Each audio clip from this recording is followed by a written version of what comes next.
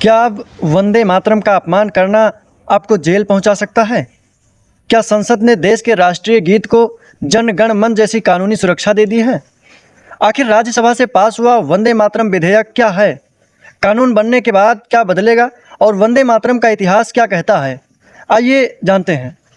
नमस्कार साथियों, मैं जयप्रकाश तिवारी।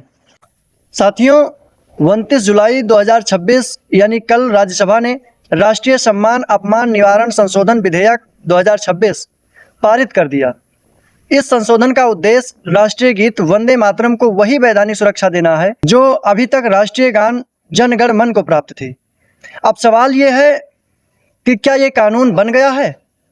यदि ये विधेयक पहले ही लोकसभा से पारित हो चुका है तो अब इसे राष्ट्रपति की मंजूरी के लिए भेजा जाएगा। राष्ट्रपति की स्वीकृति मिलने और राजपत्र में अधिसूचना प्रकाशित होने के बाद ये विधेयक कानून बन जाएगा। साथियों, अब तक 1971 का राष्ट्रीय सम्मान अपमान निवारण अधिनियम राष्ट्रीय ध्वज, संविधान और राष्ट्रीय गान की गरिमा की रक्षा करता था।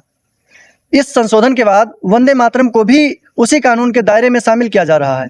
इसका मतलब है कि यदि कोई व्यक्ति जानबूझकर वंदे मातरम के गायन में बाधा डालता है, सभा में व्यवधान उत्पन्न करता है या उसका अपमान करता है तो उसके खिलाफ कानूनी कार्रवाई हो सकती है।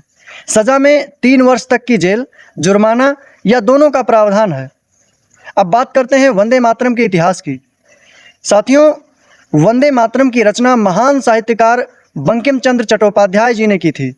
यह गीत पहले वर्ष 1875 में लिखा गया और बाद में उनके प्रसिद्ध उपन्यास आनंद मठ में प्रकाशित हुआ।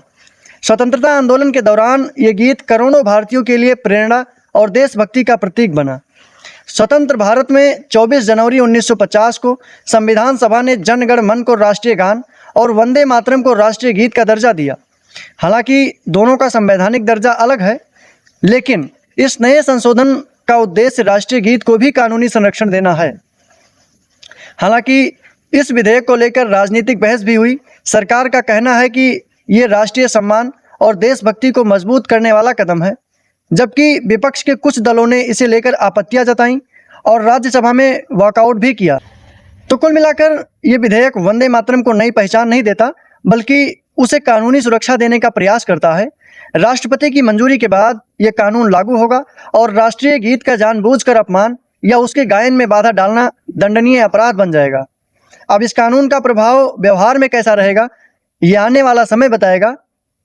बाकी अगर आपको ये जानकारी उपयोगी लगी हो तो वीडियो को लाइक करें, शेयर करें और ऐसे ही खबरों के लिए जुड़े रहें हमारे साथ। धन्यवाद।